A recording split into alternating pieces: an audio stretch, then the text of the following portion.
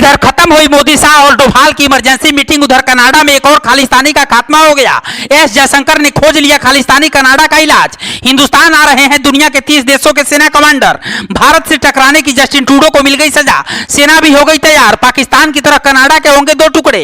इधर दिल्ली में पीएम मोदी शाह अजीत डोभाल की इमरजेंसी मीटिंग चल रही थी और उधर कनाडा में एक और खालिस्तानी आतंकी का खात्मा हो गया।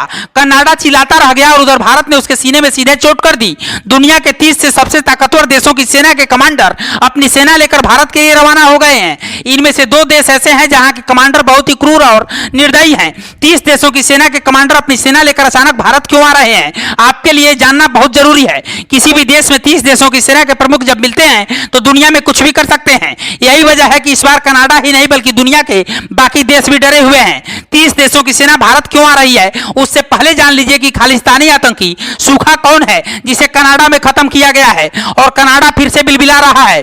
आतंकी सूखा एक कैटेगरी का गैंगस्टर था और उसका नाम भारत के मोस्ट वांटेड अपराधियों की लिस्ट में शामिल था। एनआईए ने 24 घंटे पहले ही उसके नाम की लिस्ट निकाली थी और उधर कनाडा में उसके ऊपर 9 गोलियां दाग दी गई। सूखा खालिस्तानी आतंकी हरदीप सिंह का राइट हैंड और कनाडा में बैठकर भारत के खिलाफ साजिश रचने वाला था।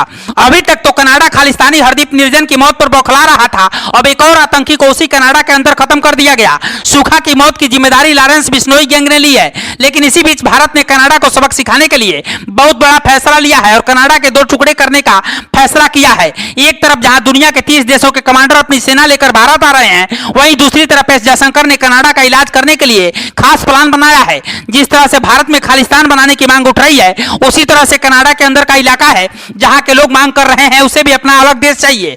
यहां लंबे वक्त से आंदोलन चल रहे हैं, लेकिन कनाडा की सरकार उनकी नहीं सुनती है। अब भारत कनाडा को सजा देने के लिए आंदोलन का समर्थन कर सकता है। कनाडा सरकार पर निशाना साधते हुए भाजपा के उपाध्यक्ष जयंत पांडा ने कहा कि जिस तरह से ट्रूडो खालिस्तानी अलगाववादियों को कनाडा की धरती पर भारत के खिलाफ जनमत करने की अनुमति देते हैं, भारत सरकार भी क्यूबेक की आजादी के मुद्दे पर एक ऑनलाइन जनमत संग्रह कराने की योजना पर विचार करेगी। खालिस्तान तो कभी नहीं बनेगा, लेकिन अगर भारत ने क्यूबेक पर जनमत संग्रह कराया तो कनाडा के अंदर ही क्यूबेक देश जरूर बन जाएगा।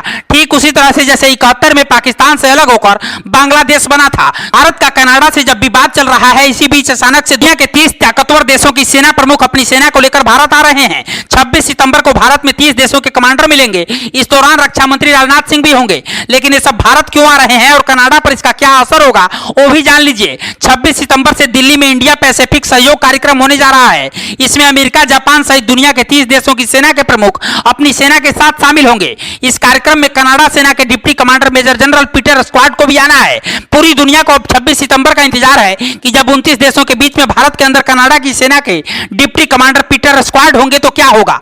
भारत और कनाडा के बीच चल रहे तनाव के बीच दावा तो यह भी है कि कनाडा डर के मारे भारत आने से मना कर सकता है, लेकिन फिर भी 26 तारीख कई मायनों में बहुत अहम है। सूत्रों का दावा है कि पीएम मोदी ने अमित शाह, जयशंकर और एनएसए अजीत डोभाल के साथ दिल्ली में एक गुप्त मीटिंग की है, जिसमें कनाडा को लेकर कई बड़े फैसले लिए गए हैं। फिलहाल इसे मीडिया में नहीं आने दिया गया, लेकिन बहुत जल्द इसके बारे में पता चल जाएगा। जिस तरह से भारत के खिलाफ कनाडा खालिस्तानियों को बढ़ावा दे रहा है, भारत सरकार को ऐसे हालात में क्या करना चाहिए, अपनी राय आप कमेंट बॉक्स में लिखकर जरूर दीजिएगा और खबर अच्छी लगी हो तो शेयर कीजिएगा। ब्यूरो रिपोर्ट पूर्वांचल समाचार।